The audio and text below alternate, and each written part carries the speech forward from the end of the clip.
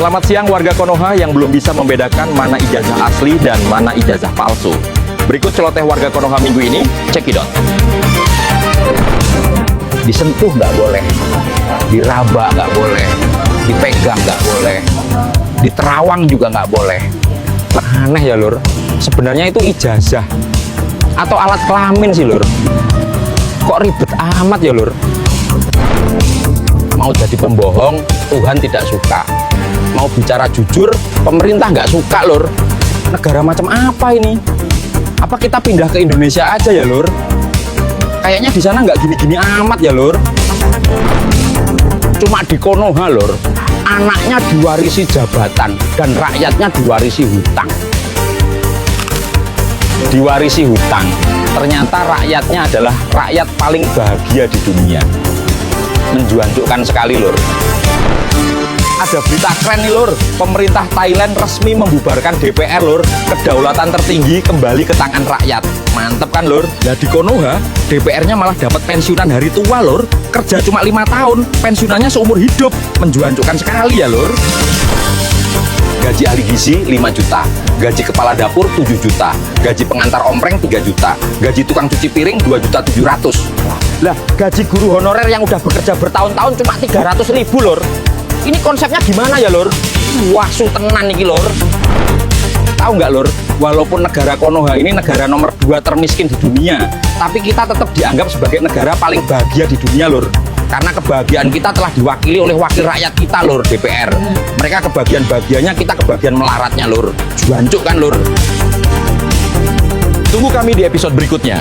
Ingat, di dalam gajimu yang seuprit itu, ada hak anak para pejabat Konoha. Sekian, dan terima nasib. Video ini baik-baik. 3 bayi kecil sama-sama punya tujuan sederhana, ingin mendapatkan susu. Tapi ternyata jalannya tidak sama. Yang pertama melaju cepat, begitu mudah melewati rintangan.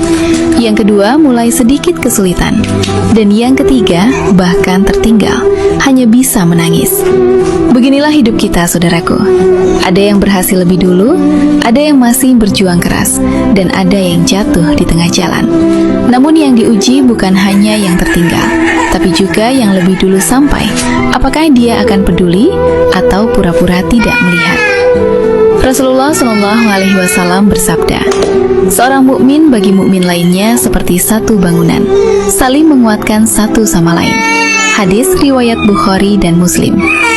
Yang pertama sudah dapat susunya, rezeki, jabatan, kenyamanan hidup. Tapi ketika melihat saudaranya kesulitan, ia berhenti, menoleh, lalu menolong. Inilah wujud iman yang sesungguhnya. Sebab dalam Islam, keberhasilan bukan diukur dari siapa yang sampai duluan, tapi dari siapa yang tidak meninggalkan saudaranya.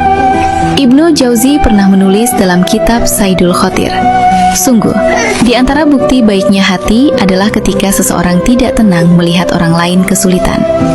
Dan lihat bagaimana si kecil yang kedua, setelah berhasil keluar, justru memungut botol susu untuk saudaranya. Ia tidak punya banyak tenaga, tapi punya empati. Itulah yang jarang kita miliki sekarang.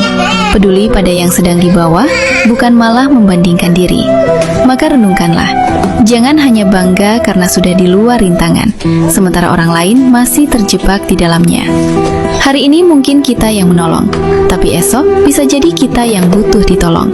Karena Allah tidak melihat siapa yang tercepat, tapi siapa yang paling bermanfaat.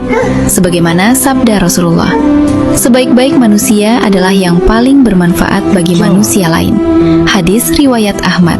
Wallahul musta'an. Good job.